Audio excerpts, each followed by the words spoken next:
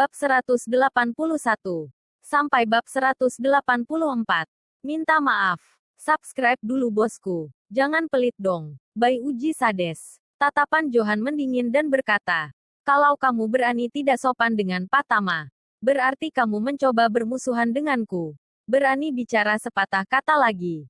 Jangan salahkan kalau yang akan mematahkan kakimu. Aku mendapat serangan seperti itu dari orang-orang di hadapannya membuat Juan seketika memucat dan terdiam dengan kaki bergetar hebat di tempatnya. Yo! Kemari! Seru Wisnu dengan lantang. Mendengar nada suara Wisnu yang dingin dan penuh peringatan tersebut membuat Yo seketika diserang rasa panik. Dia jelas tahu obat yang tengah dirinya pegang ini tidak pernah menyembuhkan Dokter Wisnu. Saat bertemu dengan orang yang sedari tadi mereka bicarakan otomatis membuat rasa paniknya muncul karena takut ketahuan telah berbohong. Dokter, Sapayo, saya dapat info katanya kamu menyembuhkan aku dengan obat di tanganmu. Tanya Wisnu dengan penuh penekanan. Maafkan saya yang sudah berani berbohong. Yo segera mengaku sambil meminta maaf. Saat Yo menjual obat tersebut pada Wisnu, lelaki itu pernah menyampaikan padanya kalau obat ini memang sangat hebat. Ada perubahan di lukanya namun masih jauh dari kata sembuh. Yang dikatakan barusan di hadapan Juan dan Tama hanya ucapan bohongnya saja. Tapi dia tidak pernah mengira Wisnu akan muncul di sini saat ini dia cukup khawatir ketika berhadapan dengan Dokter Wisnu langsung meski dia cukup temama tapi tetap tidak sebanding dengan Wisnu jika dia berurusan dengan Wisnu selalu ucapannya saja sudah mampu menghancurkan karirnya di bidang ini. Kamu sudah dengan lancang mencari gara-gara dengan Patama. Masih enggak mau buruan minta maaf. Sentak Dokter Wisnu sambil meliriknya dengan tatapan dingin. Yo membatu di tempatnya. Apa-apaan ini? Satu dia harus minta maaf pada bocah ingusan itu. Dokter, saya mengaku saya salah karena sudah membawa nama Anda untuk berbohong. Tapi anak muda ini juga banyak omong kosong bahkan meragukan obat saya. Atas dasar apa saya harus minta maaf? Ujarnya. Wajah Dokter Wisnu menggelap seketika. Dia menarik lengan Yo meminggir dan berkata dengan nada rendah. Bodoh, kamu tahu enggak obat yang di tangan kamu itu buatan Patama? Dan kamu membual di depannya tentang obat buatannya sendiri. Apa rahang Yo jatuh ke bawah, obat ini dia yang bikin. Patama beberapa hari yang lalu juga bikin obat yang jauh lebih dewa dibanding obat ini. Luka lamaku sembuh juga berkat obat itu. Sekarang kamu di sini malah mempertanyakan kehebatan dia. Keringat dingin sebesar biji jagung mengalir dari jidatnya. Segera dia berkata, Dok, saya enggak tahu kalau itu buatan Patama. Kalau tahu sudah pasti saya tidak akan berani bersikap seperti itu. Terlambat, karena sudah kejadian. Saya akan menyarankan pihak yang bertanggung jawab untuk menarik status kedokteranmu. Ujar Dokter Wisnu dengan tegas dan syarat akan tidak dapat dibantah. Yo yang mendengar ucapan Dokter Wisnu pucat pasi hingga seluruh tubuhnya membeku di tempatnya saat ini. Setelah beberapa saat kemudian tersadar dari keterkejutannya. Barulah dengan cepat dia berbalik dan bersujud di depan Tama. Pak Tama, yang tadi itu salahku. Saya minta maaf yang sebesar-besarnya. Saya yang sudah membohongi semua orang. Obat ini bukan buatan saya. Saya membelinya dari orang lain.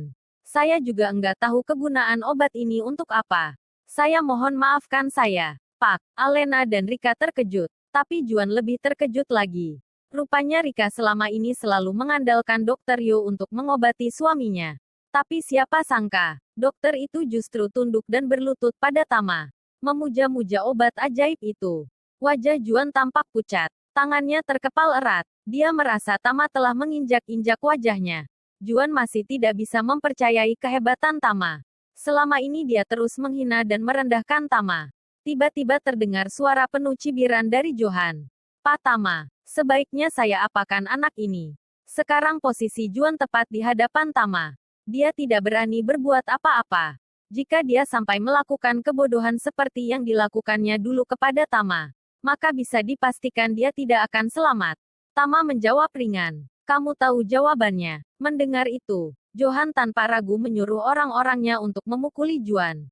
Tapi sebelum itu terjadi, Albert menginterupsi sesaat. Juan, saya mendengar dari Livan. Katanya kamu mempermalukan Patama di pameran mobil. Benar. Tidak. Saya tidak. Juan seketika dilanda kepanikan hebat. Juan tidak menduga kalau yang dia lakukan kemarin rupanya akan berbuntut panjang. Juan tergagap dan Johan pun memotong pembicaraannya. Oke, sepertinya kamu tidak punya pikiran panjang. Kemarin kamu sudah buat masalah sama Pak Tama. Sekarang aku akan menunjukkan langsung padamu hukuman yang tepat atas kebodohanmu itu. Johan langsung berkata kepada beberapa orang yang telah dia bawa. Kemarilah, angkat orang ini lalu lemparkan dari jendela. Juan ketakutan setengah mati. Dia seketika berlutut dan menangis. Tama, aku salah. Maafkan aku. Aku tidak akan melakukan itu lagi padamu. Aku salah. Mohon maafkan aku. Tama menjawab ringan. Bukankah kemarin kamu tampak gagah sekali? Kenapa sekarang seperti ini? Juan menatap Tama dengan mata yang basah kuyup. Tama, aku benar-benar salah. Aku bodoh. Aku tidak berguna. Tolong maafkan aku. Kasih aku kesempatan sekali lagi. Tama kembali merespon dengan dingin. Hei, apa kamu tidak ingat kalau kamu selalu mengabaikanku? Selalu merendahkanku. Sekarang, aku akan buat kamu tidak sanggup untuk angkuh lagi. Anak buah Johan tampak ragu untuk melangkah. Johan pun menatap anak buahnya dan berkata serius.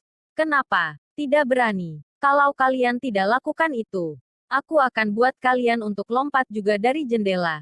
Mereka pun akhirnya dengan mantap maju dan mengangkat Juan. Lalu melemparkannya keluar jendela. Alena membisu. Tidak bisa berkata-kata, jantungnya berdebar kencang. Ini adalah lantai 3, dan jika Juan dilempar dari lantai ini, pasti dia akan cedera parah. Atau bahkan bisa mati. Alena dan Rika pun bergegas mendekat ke jendela dan melihat yang terjadi. Rupanya Juan tidak mati. Dia tampak meringkuk memegangi kakinya sambil terus berteriak kesakitan.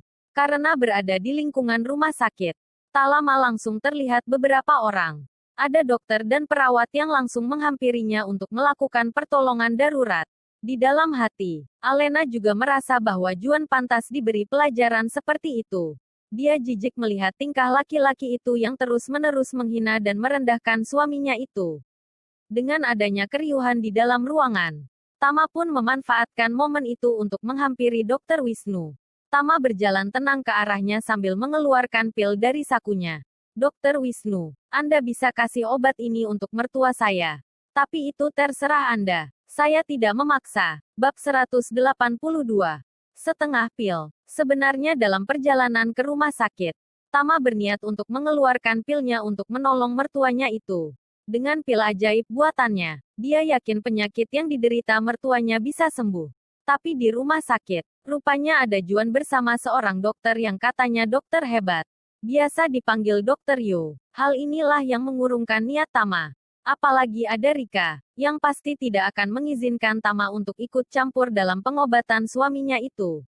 Lagi pula, jika dia mengeluarkan obat ajaib itu, pasti ibu mertua dan istrinya akan terkejut. Tentu akan sulit menjelaskan kepada mereka. Sekarang, Dokter Wisnu ada di sini juga, jadi Tama pun memasrahkan obat itu kepadanya.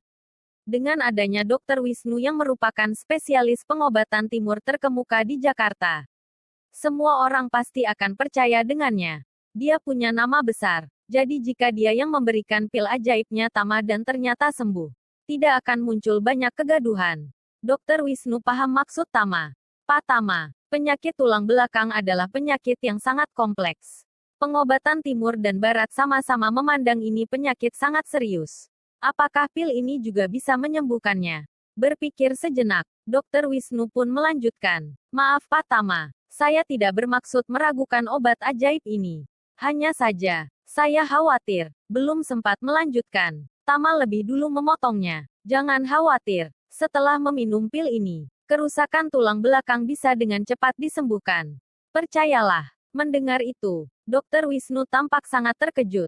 Apa iya, Pak Tama? Jika benar, ini benar-benar lebih dari sekadar ajaib.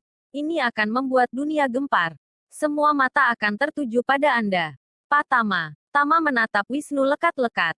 Tersenyum lalu berkata, Dokter Wisnu, Anda tahu kalau saya bukanlah orang yang menyukai ketenaran.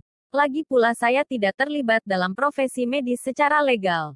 Jadi hal-hal semacam ini tidak pantas untukku. Tapi bagi Anda, jika Anda berhasil menyembuhkan penyakit tulang belakang ini dengan obat herbal khas Tiongkok ini, tentu ini akan mengangkat reputasi Anda, dan juga reputasi pengobatan timur. Dengan begitu, orang-orang akan semakin menaruh hormat pada pengobatan Tiongkok. Jadi sebaiknya Anda lakukan saja. Penjelasan Tama membuat hati Wisnu tergugah dan mantap untuk melakukannya. Pak Tama, saya siap menjalankan perintah, kata Wisnu dengan gestur siap. Sebelum Wisnu melangkah, Tama kembali berkata, oh iya, untuk penyakit tulang belakang, cukup gunakan setengah pil saja. Setengah pil sudah cukup untuk menyembuhkannya. Setengahnya lagi, simpan saja buat Anda. Wisnu tampak sangat antusias dan tak henti-hentinya mengagumi kehebatan pil itu.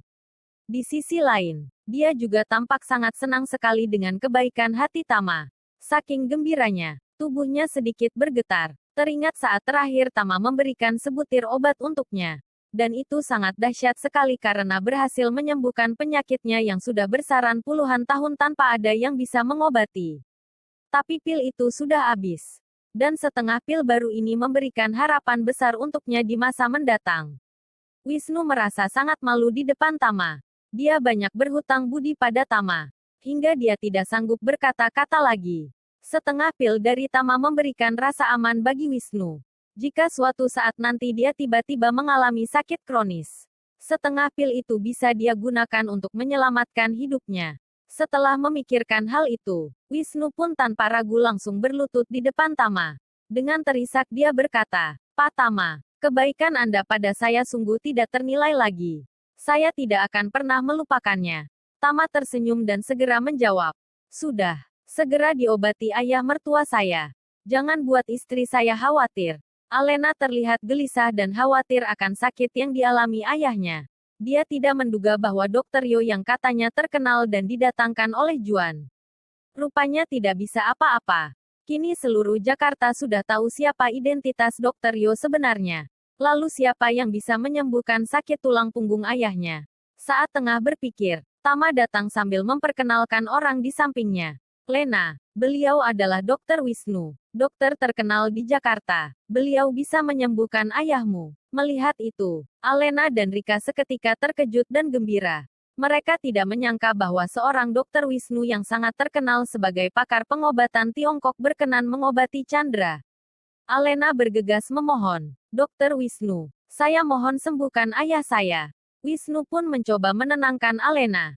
Bu Tama, tenang saja. Pak Tama sudah sangat berjasa besar pada saya. Percayalah, saya akan berusaha yang terbaik. Setelah itu, Wisnu pun melangkah mendekat ke ranjang tempat Chandra tengah berbaring. Dia pun mulai mengeluarkan pil dari Tama, dan memotongnya menjadi dua bagian. Disaksikan oleh semua mata yang ada di sana. Wisnu pun memasukkan setengah pil itu ke mulut Chandra dengan sangat hati-hati. Seketika semua orang menahan nafas. Dokter-dokter yang ada di rumah sakit itu, mereka tidak sanggup mengatasi masalah tulang belakang yang dialami oleh Chandra. Mereka pun sebenarnya tidak percaya dengan pengobatan timur. Tapi bagaimanapun juga, dokter yang menangani sekarang adalah Dr. Wisnu yang sangat terkenal akan kehebatannya di dunia pengobatan timur.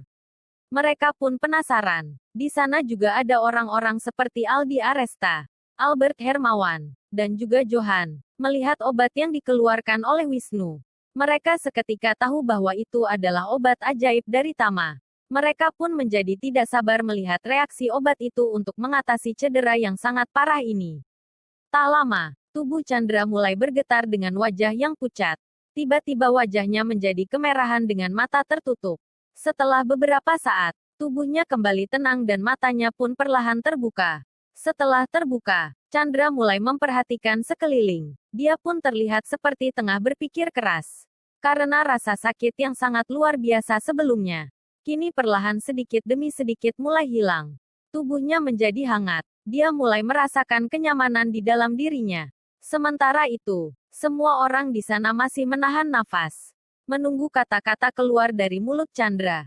Tiba-tiba semua orang di sana terkejut saat melihat Chandra berusaha untuk duduk. Tanpa bantuan siapapun, Chandra akhirnya bisa kembali duduk di ranjang rumah sakit itu.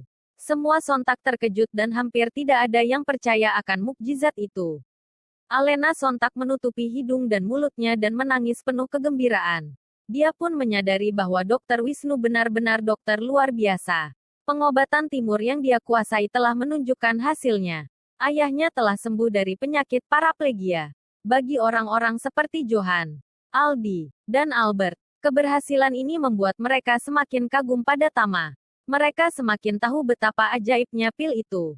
Hanya setengah pil, penyakit seperti paraplegia kronis bisa langsung sembuh dalam hitungan detik saja.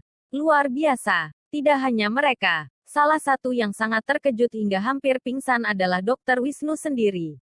Itu adalah keajaiban medis. Bahkan dokter-dokter hebat dari Amerika dan Eropa pun akan kesulitan untuk mengobati paraplegia kronis seperti ini. Dan ajaibnya, obat ini hanya butuh waktu beberapa detik saja untuk mengobatinya. Wisnu pun kini menjadi gembira setengah mati. Dia masukkan kembali setengah pil sisanya ke saku bajunya bagian dalam. Itu adalah obat ekstra yang diberikan oleh Tama. Jadi harus dijaga dengan baik. Bab 183. Lihai menipu. Saat ini Chandra merasakan perubahan yang luar biasa pada tubuhnya. Pelan-pelan dia mulai mencoba untuk mengingat-ingat yang sebenarnya terjadi. Dia ingat betul bahwa tubuhnya terlempar saat itu. Seperti tertabrak sesuatu yang keras. Tapi yang dia rasakan sekarang sangatlah menakjubkan. Bahkan kondisinya sekarang jauh lebih baik dibanding sebelum mengalami kecelakaan. Tubuhnya sangat ringan. Chandra pun bertanya-tanya tentang yang terjadi hingga ada banyak orang di sana. Dan dia pun tampak bingung sendiri dan segera bertanya pada anaknya. Lena, ada apa ini? Apa yang sebenarnya terjadi? Pertanyaan itu membuat Alena terenyuh dan semakin tidak bisa menahan haru. Papa hampir saja lumpuh gara-gara kecelakaan mobil. Beruntung Dr. Wisnu bisa menyelamatkan Papa. Alena pun segera melangkah maju untuk berterima kasih pada Wisnu. Dr. Wisnu, saya tidak tahu harus dengan cara apa saya berterima kasih pada Anda. Tanpa Anda, mungkin Papa sudah lumpuh dan putus asa, kata Alena diikuti dengan membungkukkan badan sebagai ekspresi terima kasih yang dalam. Wisnu buru-buru mencegah Alena melakukan itu. Dia sebenarnya ingin mengatakan bahwa itu semua karena suaminya sendiri. Itu semua karena obat ajaib dari suaminya, yaitu Tama. Tapi dia urungkan niat itu karena Tama sendiri berpesan bahwa dia tidak ingin semakin banyak orang yang tahu tentang kemampuannya. Maka dari itu, Wisnu pun hanya bisa mengatakan, Bu Tama, ini bukan masalah besar. Anda tidak perlu terlalu sopan seperti itu. Tanpa obat ajaib dari Tama, seorang pakar senior pengobatan Tiongkok pun tidak akan bisa menyembuhkan paraplegia kronis. Apalagi dengan waktu yang begitu cepat. Para dokter-dokter spesialis yang ada di rumah sakit pun juga kaget setelah menyaksikan sendiri yang terjadi. Dr. Wisnu, Anda telah menciptakan keajaiban medis level dunia. Dengan obat itu, Anda bisa mendapatkan Nobel di bidang kedokteran. Ini adalah sesuatu yang hebat dan sangat dibutuhkan oleh umat manusia, kata seorang dokter spesialis di ruangan itu. Wisnu pun mencoba menanggapinya meski sedikit canggung. Anda terlalu berlebihan. Ini hanya keberuntungan saja. Beruntung obatnya cocok. Jadi bukan saya yang hebat. Si dokter spesialis menghela nafas sejenak. Obat Anda itu sangat hebat. Jika diproduksi massal, saya tidak bisa membayangkan berapa banyak orang yang akan kembali sembuh dan hidup bahagia. Wisnu menggelengkan kepala sambil menjawab. Obat itu hanya bisa dibuat oleh orang dengan energi spiritualitas tinggi. Di dunia ini sangat langka. Saya hanya memiliki satu, dan ini tersisa setengahnya saja. Jadi tidak mungkin untuk diproduksi massal. Dokter itu pun merespon lirih sambil menggeleng-gelengkan kepala. Sayang sekali. Alena pada saat itu sedikit melangkah maju dan bertanya kepada dokter yang merawat papanya. Dokter, kira-kira kapan papa saya bisa keluar dari rumah sakit? Sang dokter pun menjawab, kalau melihat kondisi Pak Chandra, sepertinya cedera tulang belakangnya sudah sembuh. Tapi saya menyarankan untuk tinggal beberapa hari dulu di sini, agar kami bisa melakukan observasi dan memastikan kesembuhannya. Sebaiknya, sekarang biarkan Pak Chandra beristirahat dulu. Wisnu yang ada di sampingnya pun membenarkan. Bu Tama, itu benar. Sebaiknya Pak Chandra jangan tergesa-gesa pulang. Saya bersama para dokter di sini akan mencoba memeriksanya lagi dan merawatnya hingga benar-benar pulih dalam beberapa hari ini. Alena setuju dan mengangguk. Baiklah. Kalau begitu biar papa di sini dulu sampai benar-benar sembuh. Tama pun segera mengambil alih. Untuk berkata kepada semua orang di dalam ruangan itu. Bapak-bapak dan ibu-ibu. Terima kasih atas semua dukungannya. Sekali lagi terima kasih. Beruntung ayah mertua saya telah sembuh dari luka yang sangat serius. Sekarang izinkan beliau untuk beristirahat lebih dulu. Semua pun kompak mengangguk. Mereka pun satu persatu menyalami Tama, Alena, dan Rika lalu berpamitan dengan penuh hormat. Tama tampak mengantar mereka keluar ruangan. Dan saat itu Rika berkata kepada Alena, Lena, lihatlah suamimu itu. Sekarang kemampuan menipunya semakin lihai. Orang-orang besar seperti mereka telah masuk ke dalam permainannya. Berhati-hatilah. Mendengar yang dikatakan ibunya, Alena pun menjadi malu dan sedikit terganggu. Yang dia tahu, Tama dekat dengan orang-orang besar itu karena Feng Shui. Dan bermain Feng Shui dengan sekumpulan orang besar seperti itu ibarat berjalan meniti tali di atas Grand Canyon. Sangat berbahaya. Ada beberapa master Feng Shui sebelumnya yang kepergok menipu banyak selebritis di Jakarta. Setelah terungkap modus penipuan yang dilakukan, maka semua orang membulinya, hingga akhirnya stres dan bunuh diri. Alena berpikir, jika Tama akan terus seperti ini, dia takut kejadian buruk akan menimpanya. Menyadari bahwa anaknya terpengaruh dengan kata-katanya, buru-buru dia menambahkan, setelah papamu keluar dari rumah sakit, kamu harus segera menceraikannya. Jika tidak, orang-orang itu kelak akan menertawakan kita dan menganggap kita bodoh. Itu tidak baik untuk nama keluarga kita, pun menambahkan lagi. Coba kamu lihat yang terjadi dengan Juan. Dia langsung dilempar ke tanah tanpa basa-basi. Tama telah mempengaruhi mereka. Mama tidak tahu bagaimana Rika cara Mama mati kelak kalau dia masih ada dan bersikap seperti itu.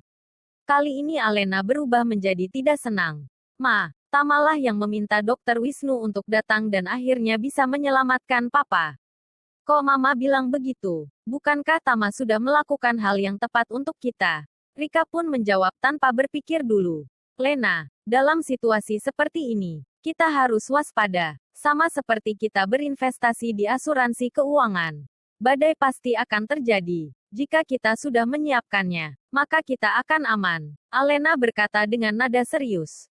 Ma, untuk alasan apapun, aku tidak akan pernah menceraikan Tama. Alena sebetulnya juga memendam kekhawatiran. Dia tidak khawatir bahwa Tama akan melukai diri sendiri atau membawa efek buruk pada keluarga Haris. Yang dia khawatirkan adalah jika orang-orang besar itu berubah menjadi tidak senang kepada Tama. Maka apapun bisa terjadi. Bahkan nyawa Tama bisa hilang dengan mudah.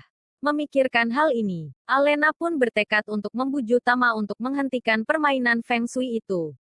Dia takut jika orang-orang itu merasa dibodohi olehnya, maka masalah besar akan datang. Penolakan Alena membuat Rika kesal. Kamu benar-benar ingin membuat Mama marah. Setelah Rika mengatakan itu, Tama dan dokter kembali ke ruangan setelah mengantar tamu keluar. Sebenarnya masih banyak yang ingin disuarakan oleh Rika kepada anaknya itu. Tapi tiba-tiba dokter berkata, baiklah, perawatan pasien akan dilanjutkan dengan rawat inap. Dan kami akan segera memulai pemeriksaan, rehabilitasi, dan perawatan lanjutan. Baik, silakan. Alena mengangguk. Dia pun segera menoleh ke Tama dan berkata, Tama, cek 300-an juta tadi ada di kamu kan? Iya. Tama mengangguk lalu menambahkan, oh iya, aku akan urus pembayaran rumah sakit. Tama pun berbalik dan meninggalkan lagi kamar. Mendengar angka cek 300-an juta, Rika terkejut dan dengan cepat bertanya, cek apa? Di mana ceknya? Alena menjawab, itu adalah cek dari M Grand Group. Mereka mengembalikan uang sewa kantorku. Mereka memberiku ruangan kantor bagus di gedung Intercom secara gratis. Rika pun menjadi penuh semangat. Wow, berarti hemat 300-an juta. Ya, bisa kita pakai dulu. Setelah mengatakan itu, Rika buru-buru bertanya kepada dokter. Dokter, ngomong-ngomong, berapa biaya rawat inap di sini? Pun dokter yang merawat menjawab, karena pasien sudah sembuh, maka yang perlu dibayarkan hanyalah untuk rehabilitasi dan perawatan saja.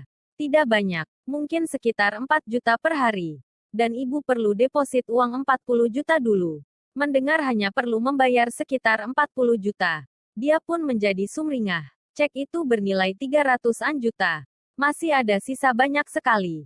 Setelah berpikir sesaat, Rika pun berkata kepada Alena, Mama akan cari Tama. Nanti biar Mama saja yang bayar. Rika pun buru-buru melangkah keluar mengejar Tama. Saat Tama tengah berjalan santai menuju ruang pembayaran, tiba-tiba terdengar suara langkah kaki begitu cepat menyusulnya dari belakang. Dengan cepat, ibu mertuanya telah tiba di sebelahnya. Rika pun segera memberikan perintah tanpa basa-basi. Tama, bawa sini ceknya. Biar mama yang bayar. Tama tidak tahu kalau mertuanya itu sangat mendambakan cek dengan nilai sebesar itu. Dia pun berkata, Mama kembali ke ruangan saja. Biar saya yang urus tagihannya. Rika justru melotot dengan marah.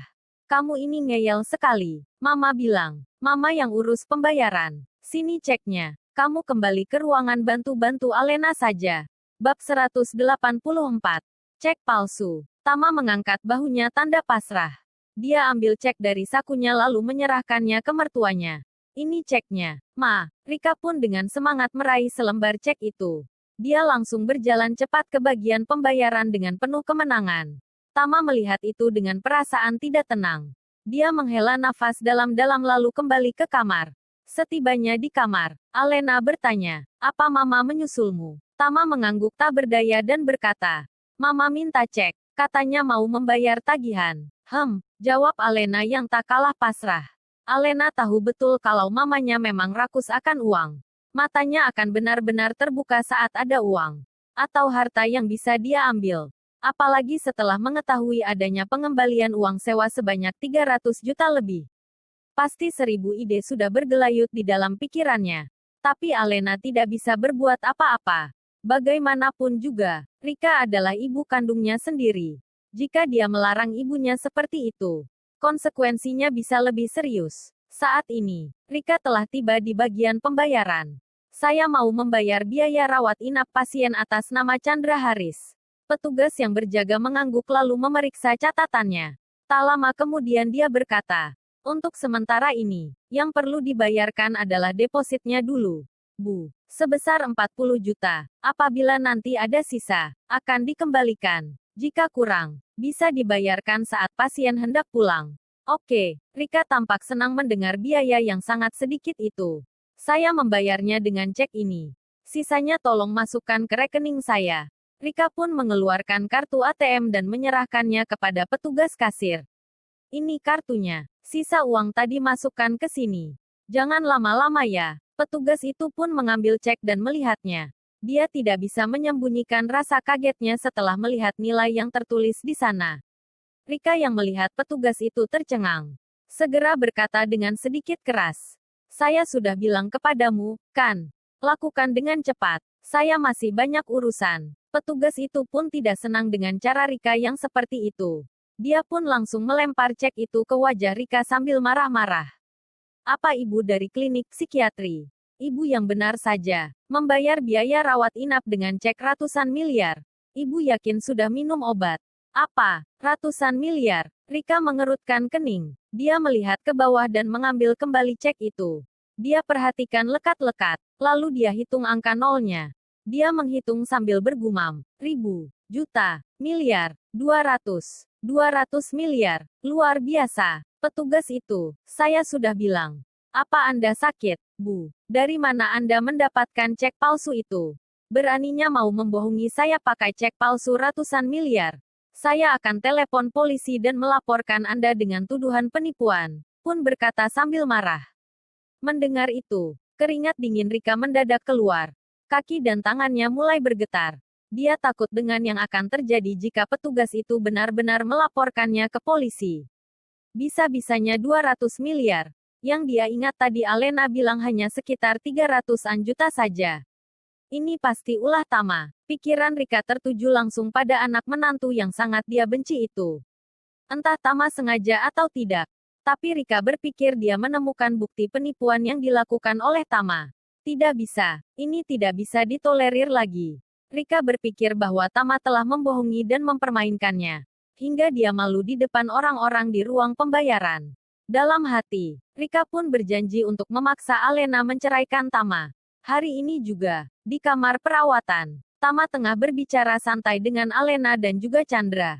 Tiba-tiba pintu kamar ditendang dengan keras dari luar. Selanjutnya Rika muncul dengan wajah yang sangat marah. Rika melangkah masuk sambil mengangkat cek ratusan miliar di tangannya. Dia berbicara sambil tubuhnya bergetar hebat. Tama, bajingan kamu, beraninya berbohong padaku. Tama terkejut dan mencoba mencari tahu apa yang terjadi. Maksud Mama apa? Kapan saya berbohong pada Mama? Rika mengabaikan Tama dan langsung menghampiri anaknya. Lena, kamu harus menceraikan pembohong besar ini. Sekarang juga, dia orang yang sangat jahat. Dia ingin menipu ibumu sendiri. Alena tampak bingung dengan yang terjadi. Apa masalahnya? Rika pun memberikan cek itu kepada Alena. Lihatlah, ini yang dikasih suami busukmu itu. Ini adalah cek senilai ratusan miliar. Tapi sayangnya palsu. Kasir di sana hampir memanggil polisi dan melaporkan Mama. Mereka mau menangkap Mama dengan dugaan penipuan. Mendengar itu, Tama pun tak kalah bingungnya. Itu adalah cek berbeda dari yang dimaksud oleh Alena. Yang hanya ratusan juta. Cek ratusan miliar itu diberi oleh Linda sebagai tanda terima kasih dan hormat pada Tama. Sial, rupanya Tama salah memberikan cek. Bagaimana menjelaskannya bahwa dia memiliki cek ratusan miliar? Di sisi lain, dia harus mengamankan cek itu dan memasukkannya kembali ke sakunya. Alena mengambil cek itu dan mengamatinya lekat-lekat. Dia lalu berbicara dengan nada dan tatapan serius ke arah suaminya. Tama, cek palsu ratusan miliar ini. Maksudnya apa? Apa kamu terlibat penipuan? Tama buru-buru menenangkan. Aduh, sayang, ini salah paham. Aku bisa menjelaskannya. Alena mengerutkan kening sambil berkata. Sebenarnya apa yang terjadi? Jelaskan padaku. Rika tiba-tiba menyerobot percakapan mereka. Masih perlu ditanya. Cek palsu ini pasti adalah alat yang dia gunakan untuk menipu orang-orang besar itu.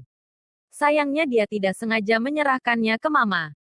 Untungnya diberikan ke Mama. Jika itu benar-benar digunakan untuk menipu orang lain, pasti polisi tidak akan segan menangkap bahkan menembaknya. Rika pun menatap lekat-lekat anaknya lalu berkata, Lena, sampah ini terang-terangan ingin menipu ratusan miliar. Apa kamu masih percaya padanya? Kalau kamu tidak menceraikannya, bisa-bisa orang ini akan menipu dan membunuh semua anggota keluarga kita. Alena tampak mulai terpengaruh. Dia pun menatap tajam suaminya dan berkata, Tama, kalau kamu tidak bisa menjelaskan secara terang-terangan mengenai ini semua, aku benar-benar akan mempertimbangkan untuk menceraikanmu. Bahwa kamu menganggur, tidak punya harta, aku masih bisa menerimanya. Tapi kalau kamu menipu, mencuri, aku tidak bisa lagi bersamamu. Pikiran Tama mulai kalut. Dia buru-buru menjelaskan. Sayang, jujur, cek ratusan miliar itu aku membelinya dari toko perlengkapan pemakaman. Toko perlengkapan pemakaman. Alena dan Rika sama-sama terkejut. Memangnya ada apa? Tanya Alena. Tama menghela nafas sejenak lalu mulai menjelaskan dengan tenang. Bukankah ayahku meninggal saat aku berumur 8 tahun? Nah, 2 hari yang lalu dia mendatangiku di dalam mimpi.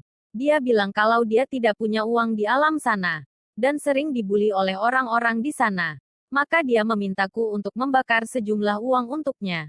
Berhenti sejenak, Tama pun kembali melanjutkan. Setelah mendapatkan mimpi itu, aku tidak berani menundanya lagi. Aku langsung ke toko yang menjual perlengkapan pemakaman dan mereka merekomendasikan cek ini. Aku membelinya sebundel seharga 20.000. Rencananya, malam ini aku akan membakarnya. Tapi tidak sengaja malah aku berikan pada Mama. Alena masih belum bisa percaya sepenuhnya. Dia pun bertanya untuk memastikan. Apa yang kamu bilang itu benar? Tama mengangguk segera. Iya, benar. Kamu tahu sendiri, orang-orang sekarang punya wawasan bagus. Siapa yang akan percaya dengan cek ratusan miliar? Bahkan kasir rumah sakit pun tahu itu tidak benar. Di dalam hati, Alena berpikir dan membenarkan yang dikatakan oleh suaminya itu. Cek ratusan miliar. Siapa yang akan percaya jika orang-orang seperti mereka yang mengeluarkan dari sakunya? Tentu itu tidak masuk akal untuk dijadikan sebagai alat penipuan. Apalagi orang-orang besar seperti Aldi, Albert, Linda, dan Johan. Mereka semua orang yang sangat berpendidikan dan berpengalaman. Pasti mereka tahu mana cek asli dan palsu.